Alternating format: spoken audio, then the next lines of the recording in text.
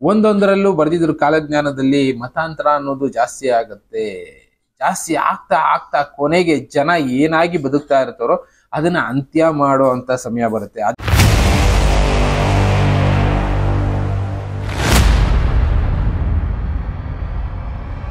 ನಮಸ್ಕಾರ ವೀಕ್ಷಕರೇ, ದೀಪ ಆರೋದಕ್ಕೆ ಮುಂಚೆ ಜೋರಾಗಿ ಉರಿಯುತ್ತೆ ಅಂತ ಹೇಳ್ತಾರೆ. ಅದಕ್ಕೆ ಎಷ್ಟಿಷ್ಟು ನಮ್ಮ ಸುತ್ತಮುತ್ತ ನಡೀತಾ ಇದ್ದಾವೆ. ಅದರಲ್ಲಿ ಇದು ಕೂಡ ಒಂದು. ಈ ವಿಡಿಯೋ ಒಂದ್ಸಲ ನೋಡಿ, ಅರ್ಥ ಆಗುತ್ತೆ ನಿಮ್ಗೆ.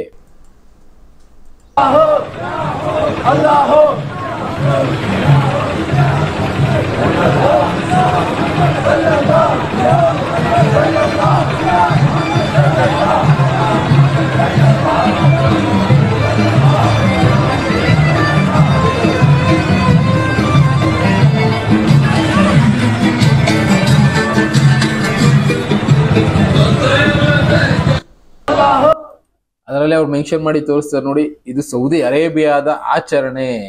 ಅಲ್ಲಿ ಈ ತರ ಹಬ್ಬಗಳನ್ನ ಮಾಡ್ತಾ ಇರ್ತಾರೆ. ಈ ತರ ಹಬ್ಬಗಳನ್ನ ಅಲ್ಲಿ ಮಾತ್ರ ನಾವು ನೋಡಿರ್ತೀವಿ. ಸೌದಿನೋ ದುಬೈಯೋ ಕುವೈತೋ ಅನ್ಕೊಳ್ತೀವಿ. ಇದು ಯಾವ್ದು ಅಲ್ಲ, ನಮ್ಮ ಕೇರಳ, ಇಂಡಿಯಾದಲ್ಲಿರುವಂತ ಕೇರಳದ ಬಗ್ಗೆ ಒಂದು ವಿಡಿಯೋ ಮಾಡಿ ತೋರಿಸ್ತಾ ಇದ್ದಾರೆ. ಆ ವಿಡಿಯೋದಲ್ಲಿ ಕ್ಲೀನ್ ಆಗಿ ಎಕ್ಸ್ಪ್ಲೇನ್ ಮಾಡ್ತಾರೆ ನೋಡಿ.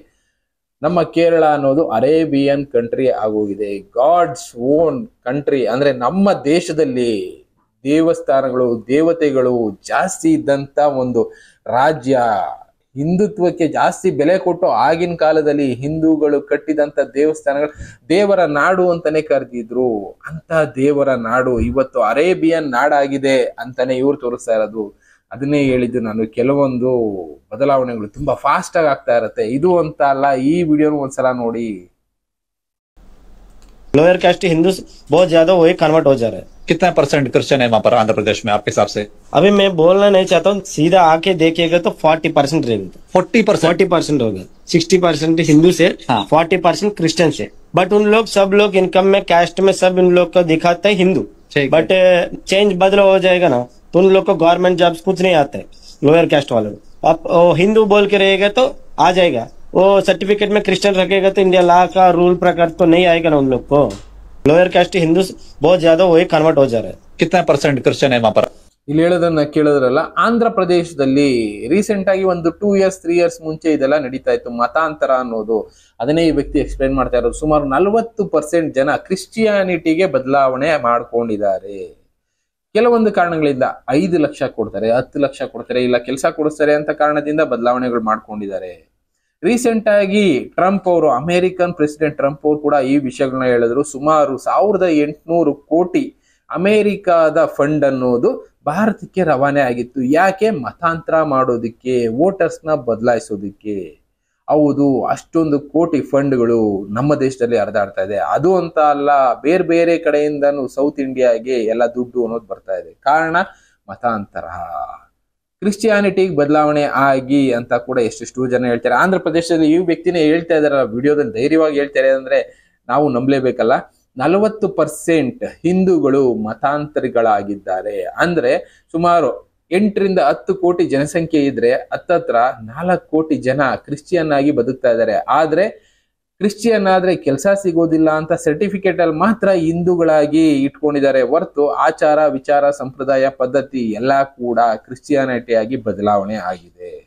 ಇದು ಅಂತ ಅಲ್ಲ, ಇನ್ನೊಂದು ವಿಡಿಯೋದಲ್ಲೂ ತೋರಿಸಿದೆ, ಅಲ್ಲೂ ಕೂಡ ಇದೇ ರೀತಿ ಬದಲಾವಣೆಗಳು ಆಗ್ತಾ ಇದೆ. ಕೇರಳ ಒಂದು ರಾಜ್ಯವಾಗಿ ಬದಲಾಗ್ತಾ ಇದ್ರೆ, ಇಲ್ಲಿ ಆಂಧ್ರ ಪ್ರದೇಶ ಇನ್ನೊಂದು ರಾಜ್ಯವಾಗಿ ಬದಲಾಗ್ತಾ ಇದೆ. ರಾಜ್ಯ ಅನ್ನೋದಕ್ಕಿಂತ ಫ್ಯೂಚರ್ ಅಲ್ಲಿ ದೇಶಗಳೇ ಆಗೋಗ್ಬಿಡುತ್ತೇನೋ ಆ ಲೆವೆಲ್ಗೆ ಬದಲಾವಣೆಗಳು ಆಗ್ತಾ ಇದೆ. ಇದಕ್ಕೆ ಸರಿಯಾದ ಉತ್ತರ ಯಾರು ಕೊಡ್ಬೇಕು? ನಾವು ನಂಬಿದೀವಲ್ಲ ಭಗವಂತ ಕೊಡ್ತಾನೆ ಅಂತ, ಆ ಭಗವಂತನೇ ಕೊಡ್ತಾನೆ, ನಾವು ಕಾಯ್ದು ನೋಡ್ಬೇಕಾಗತ್ತೆ. ಆದ್ರೆ ಒಂದೊಂದರಲ್ಲೂ ಬರೆದಿದ್ರು ಕಾಲಜ್ಞಾನದಲ್ಲಿ ಮತಾಂತರ ಅನ್ನೋದು ಜಾಸ್ತಿ ಆಗತ್ತೆ. ಜಾಸ್ತಿ ಆಗ್ತಾ ಆಗ್ತಾ ಕೊನೆಗೆ ಜನ ಏನಾಗಿ ಬದುಕ್ತಾ ಇರ್ತಾರೋ ಅದನ್ನ ಅಂತ್ಯ ಮಾಡೋ ಅಂತ ಸಮಯ ಬರುತ್ತೆ. ಅದನ್ನೇ ನಾನು ಸ್ಟಾರ್ಟಿಂಗ್ ಅಲ್ಲಿ ಹೇಳಿದ್ದು, ದೀಪ ಆರೋಗೋದಕ್ಕೆ ಮುಂಚೆ ಜೋರಾಗಿ ಉರಿಯುತ್ತೆ. ಯಾವುದೇ ಆಗ್ಲಿ, ಯಾವತ್ತು ಜಾಸ್ತಿ ಜೋರಾಗಿ ಫಾಸ್ಟ್ ಆಗಿ ಹೋಗ್ತಾ ಇರುತ್ತೋ ಅದರ ಅಂತ್ಯ ಅಲ್ಲಿ ಬರ್ತಾ ಇದೆ ಅನ್ನೋದನ್ನ ನಾವು ಅರ್ಥ ಮಾಡ್ಕೋಬೇಕಾಗತ್ತೆ. ಕೊನೆಗೆ ಉಳ್ಕೊಳ್ಳೋದು ಯಾವುದು ಅಂದ್ರೆ ಸನಾತನ ಅನ್ನೋದು ಉಳ್ಕೊಳ್ಳುತ್ತೆ ಅಂತಾನೆ ಎಷ್ಟೋ ಜನ ಈಗ ಫಾರಿನರ್ಸ್ ಎಲ್ಲ ಈ ಸನಾತನ ಫಾಲೋ ಮಾಡ್ತಾ ಇದ್ದಾರೆ.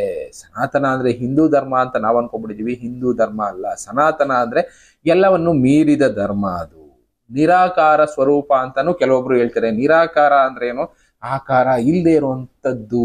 ನಾವು ಆಕಾರಗಳನ್ನ ಕೊಟ್ಟಿದ್ದೀವಿ ದೇವತೆಗಳಿಗೆ, ದೇವರುಗಳಿಗೆ. ಈ ಆಕಾರ ಇರುತ್ತೆ, ಈ ಬಣ್ಣ ಇರುತ್ತೆ, ಈ ರೀತಿ ಮುಖ ಇರುತ್ತೆ, ಈ ರೀತಿ ಕೂದಲಿರುತ್ತೆ ಅಂತ ನಾವು ಕೊಟ್ಟಿದ್ದೀವಿ. ಆದ್ರೆ ನಿರಾಕಾರ ಜ್ಯೋತಿ ಸ್ವರೂಪ ಅಂತ ಕೆಲವೊಬ್ರು ಹೇಳ್ತಾರೆ, ಅದನ್ನೇ ಸನಾತನ ಅಂತ ಕರೆದಿದ್ರು. ಅಂತ ಸನಾತನದ ಕಡೆಗೆ ಒಲವು ತೋರಿಸ್ತಾ ಇದ್ದಾರೆ ಫಾರಿನರ್ಸ್. ಕಾರಣ ಅದರಲ್ಲಿ ವೇದ ಉಪನಿಷತ್ತು ಇದ್ರ ಬಗ್ಗೆ ಎಲ್ಲ ಚೆನ್ನಾಗಿ ಹೇಳಿದ್ರು. ಆ ವೇದ ಉಪನಿಷತ್ತಿಂದ ಜೀವನದ ಬದಲಾವಣೆ ತುಂಬಾ ಆಗುತ್ತೆ. ಆಗಿನ ಕಾಲದಲ್ಲಿ ಈ ಮಂತ್ರೋಚ್ಚಾರಣೆ ಅನ್ನೋದನ್ನ ತುಂಬಾ ಬಳಸ್ತಾ ಇದ್ರು. ನಾನು ಈ ವಿಷಯಗಳನ್ನ ತುಂಬಾ ಸಲ ಡಿಸ್ಕಸ್ ಮಾಡಿದ್ದೀನಿ. ಈ ಮಂತ್ರೋಚ್ಚಾರಣೆಯಲ್ಲಿ ಎಷ್ಟೊಂದು ಎನರ್ಜಿ ಅನ್ನೋದು ನಮಗೂ ಸಿಗ್ತಾ ಇತ್ತು, ಪ್ಲಸ್ ಪ್ರಕೃತಿನೂ ಬದಲಾಯಿಸ್ತಾ ಇತ್ತು. ಅಂಥದ್ದನ್ನ ಪ್ರಾಕ್ಟೀಸ್ ಮಾಡೋದಕ್ಕೆ ಶುರು ಮಾಡಿದ್ದಾರೆ ವಿದೇಶದವರು. ನಮ್ಮಲ್ಲಿರೋರು ಏನ್ ಮಾಡ್ಕೊಳ್ತಾ ಇದೀವಿ, ನಮ್ಮ ದೇಶದಿಂದನೇ ಅಂತ ಸಂಸ್ಕೃತಿ ನಾವು ಕೊಟ್ಟಿದ್ರು. ನಮ್ಮ ದೇಶದಲ್ಲಿ ದುಡ್ಡಿನ ಆಸೆಗೆ, ಯಾವುದೋ ಒಂದು ಆಸೆಗೆ ಬಲಿಯಾಗಿ ನಮ್ಮನ್ನ ನಾವು ಮಾಡ್ಕೊಳ್ತಾ ಇದ್ದೀವಿ ಅಂತ ಅನ್ಸೋದಿಲ್ವಾ? ಎಕ್ಸಾಂಪಲ್ ನಾನು ಅದನ್ನೇ ತೋರಿಸ್ತಾ ಇರೋದೀಗ. ಅಲ್ಲಿ ಒಂದು ಕಡೆ ಕೇರಳ ಅನ್ನೋದು ಅರಬ್ ರಾಷ್ಟ್ರ ಆಗಿ ಬದಲಾಗ್ತಾ ಇದೆ, ಈ ಕಡೆ ಆಂಧ್ರ ಅನ್ನೋದು ಯುರೋಪ್ ರಾಷ್ಟ್ರವಾಗಿ ಬದಲಾಗ್ತಾ ಇದೆ. ಒಟ್ನಲ್ಲಿ ನಮ್ಮ ರಾಜ್ಯದಲ್ಲೂ ಕರ್ನಾಟಕದಲ್ಲೂ ಇಂಥ ಬದಲಾವಣೆಗೆ ಎಷ್ಟೆಷ್ಟು ಕಡೆಯಿಂದ ಪ್ರಯತ್ನ ನಡೀತಾ ಇದೆ. ಕೇರಳದ ಕಡೆಯಿಂದ ಈ ಧರ್ಮಕ್ಕೆ ಬನ್ನಿ ಅಂತ ಆಸೆಗಳನ್ನ ತೋರಿಸೋ ತುಂಬಾ ಜನ ಆಗಿದ್ದಾರೆ. ಇನ್ನ ಆಂಧ್ರದ ಕಡೆಯಿಂದ ಒಂದು ಲಿಂಗಾಯತ ಫ್ಯಾಮಿಲಿನಲ್ಲಿ ಒಬ್ಬ ಮೆಂಬರ್ನ ಬದಲಾಯಿಸಿದ್ರೆ ಸುಮಾರು 5 ಲಕ್ಷ ಕೊಡ್ತೀವಿ ಅನ್ನೋ ಮಟ್ಟಕ್ಕೆ ರೆಡಿ ಆಗಿದ್ದಾರೆ. ಅಂದ್ರೆ ಲೆಕ್ಕ ಹಾಕೊಳ್ಳಿ ಯಾವ ಮಟ್ಟಕ್ಕೆ ಬದಲಾವಣೆಗಳಾಗ್ತಾ ಇದೆ. ಪ್ಲಸ್ ಒಡೆದು ಆಳೋ ರೀತಿ ಯಾವಾಗ ಬ್ರಿಟಿಷ್ ಅವರು ಫಾಲೋ ಮಾಡಿದ್ರಲ್ಲ, ನಮ್ಮಲ್ಲೇ ತಂದಿಕ್ಕಿ ಒಡೆದಾಡ್ಕೊಂಡು ಸತ್ತು ಕೊನೆಗೆ ಯಾರನ್ನ ಫಾಲೋ ಮಾಡ್ಕೊಂಡು ಅವ್ರು ಹೇಳಿದ್ದನ್ನ ಕೇಳೋ ಹಾಗೆ ಮಾಡಿದ್ರಲ್ಲ, ಅಂತ ಒಡೆದು ಆಳೋ ರೀತಿಗಳನ್ನ, ನೀತಿಗಳನ್ನ ಈಗ ನಮ್ಮ ದೇಶದಲ್ಲಿ ತರೋ ಪ್ರಯತ್ನ ಮಾಡ್ತಾ ಇದ್ದಾರೆ. ಮಣಿಪುರಲ್ಲಿ ಆಗಿರೋದು ನೋಡಿದೀವಿ. ಅದೇ ರೀತಿ ಸೌತ್ ಇಂಡಿಯಾದಲ್ಲಿ ಮಾಡಬೇಕು ಅಂತ ಎಷ್ಟೆಷ್ಟೋ ಶಕ್ತಿಗಳು ಪ್ರಯತ್ನ ಮಾಡ್ತಾ ಇದೆ. ಯಾಕೆ ಸೌತ್ ಇಂಡಿಯಾ? ನಾರ್ತ್ ಇಂಡಿಯಾದಲ್ಲಿ ಮಾಡ್ಬೋದಲ್ಲ. ನಾರ್ತ್ ಇಂಡಿಯಾದಲ್ಲಿ ದುಡ್ಡು ಅನ್ನೋದು ಅಷ್ಟೊಂದು ಓಡಾಡೋದಿಲ್ಲ. ಸೌತ್ ಇಂಡಿಯಾದಲ್ಲಿ ತುಂಬಾ ಟ್ಯಾಕ್ಸ್ ಅನ್ನೋದು ಕಲೆಕ್ಟ್ ಆಗುತ್ತೆ. ಆರ್ಥಿಕ ವ್ಯವಸ್ಥೆ ಎಲ್ಲಿ ಚೆನ್ನಾಗಿದೆ ಅಲ್ಲಿ ಇಂಪ್ಯಾಕ್ಟ್ ಕೊಟ್ರೆ ಇಡೀ ದೇಶಕ್ಕೆ ಏಟು ಬೀಳುತ್ತೆ ಅನ್ನೋ ಒಂದು ಕಾರಣದಿಂದನೇ ಎಲ್ಲರೂ ಈಗ ಆರ್ಥಿಕತೆ ಜಾಸ್ತಿ ಇರುವಂಥದ್ದು, ಆರ್ಥಿಕ ವ್ಯವಸ್ಥೆನ ಬ್ಯಾಲೆನ್ಸ್ ಮಾಡುವಂಥದ್ದು, ಟ್ಯಾಕ್ಸ್ ಇಂದ ಆರ್ಥಿಕ ವ್ಯವಸ್ಥೆ ಬ್ಯಾಲೆನ್ಸ್ ಮಾಡುವಂಥದ್ದು ಸೌತ್ ಇಂಡಿಯಾ. ಎಕ್ಸಾಂಪಲ್ ಈ ಕಡೆ ಮಹಾರಾಷ್ಟ್ರ, ಆಂಧ್ರ ಪ್ರದೇಶ್, ಕೇರಳ, ತಮಿಳುನಾಡು, ಕರ್ನಾಟಕ ಇದೆಲ್ಲ ಕೂಡ ಒಂದು ಹಬ್ ಇದ್ದಂಗೆ, ಫೈನಾನ್ಷಿಯಲ್ ಹಬ್ ಅಂತಾನೆ ಕರೀತಾರೆ. ಇನ್ನ ಈ ಕಡೆ ಗುಜರಾತ್ ಅದೆಲ್ಲ ಇರ್ಬೋದು, ಬಟ್ ಮೇಜರ್ ಆಗಿ ಒಂದು 50% ಇಂತ ಜಾಸ್ತಿನೇ ಅನ್ಕೊಳ್ಳಿ ಭಾರತಕ್ಕೆ ಇನ್ಕಮ್ ಅಂತ ಬರೋದು ಈ ಸೌತ್ ಇಂಡಿಯಾದಿಂದ. ಅಂತ ಸೌತ್ ಇಂಡಿಯಾದಲ್ಲಿ ಇಂಥ ಮತಾಂತರ ಅದು ಇದು ಎಲ್ಲ ಮಾಡೋದ್ರಿಂದ ಮುಂದೆ ಒಂದು ದಿನ ಸೌತ್ ಇಂಡಿಯಾ ಛಿದ್ರ ಆದಾಗ, ಭಾರತದ ಆರ್ಥಿಕ ವ್ಯವಸ್ಥೆ ಅನ್ನೋದು ಕುಗ್ಗಿದಾಗ ಭಾರತನ ಯಾವ ರೀತಿ ಬೇಕಾದರೂ ಅಳ್ಳಾಡಿಸ್ಬೋದು ಅಂತ ಅನ್ಕೊಂಡು ಎಷ್ಟೆಷ್ಟು ಜನ ಈ ಪ್ರಯತ್ನ ಮಾಡ್ತಾ ಇದ್ದಾರೆ. ಆದ್ರೆ ಆ ದೀಪ ಆರೋಗುವಂತ ಸಮಯ ಜಾಸ್ತಿ ದೂರ ಇಲ್ಲ ಅನ್ನೋದನ್ನ ನಾವು ಅರ್ಥ ಮಾಡ್ಕೋಬೇಕು. ಇದನ್ನ ಕಾಲಜ್ಞಾನಿಗಳು ಕೂಡ ಬರೆದಿದ್ರು. ಮತಾಂತರ ಜಾಸ್ತಿ ಆಗುತ್ತೆ, ಕೊನೆಗೆ 2 ಮತಗಳು ನಾವೇ ಹೆಚ್ಚು ಅಂತ ಮೆರೆಯುತ್ತೆ. ಆ ಮತಗಳು ಮುಂದೆ ನುಗ್ಗಿ ನಾವೇ ಮೆರಿತೀವಿ ಅಂತ ಮೆರಿತಾ ಇರೋ ಟೈಮ್ನಲ್ಲಿ ಅಂತ್ಯದ ಮುನ್ಸೂಚನೆ ಅನ್ನೋದನ್ನ ಅರ್ಥ ಮಾಡ್ಕೊಳ್ಳಿ ಅಂತ ಹೇಳಿದ್ರು. ಈಗ ಅದನ್ನ ನೋಡ್ತಾ ಇದೀವಿ. ನಮ್ಮಲ್ಲೂ ಕೂಡ ಮತಾಂತರ ಅನ್ನೋದು ಯಾವ ಮಟ್ಟಕ್ಕೆ ಆಗ್ತಾ ಇದೆ ಅನ್ನೋದಕ್ಕೆ ಇದೇ ಒಂದು ಸಾಕ್ಷಿ. ಈ ತರದ್ದು ಇಷ್ಟಿಷ್ಟು ನಮ್ಮ ಸುತ್ತಮುತ್ತ ನಡೀತಾ ಇದೆ. ಆದಷ್ಟು ನಮ್ಮತನವನ್ನ ನಾವು ಬಿಟ್ಕೊಡೋದು ಬೇಡ ಅನ್ನೋದು ನನ್ನ ಅಭಿಪ್ರಾಯ.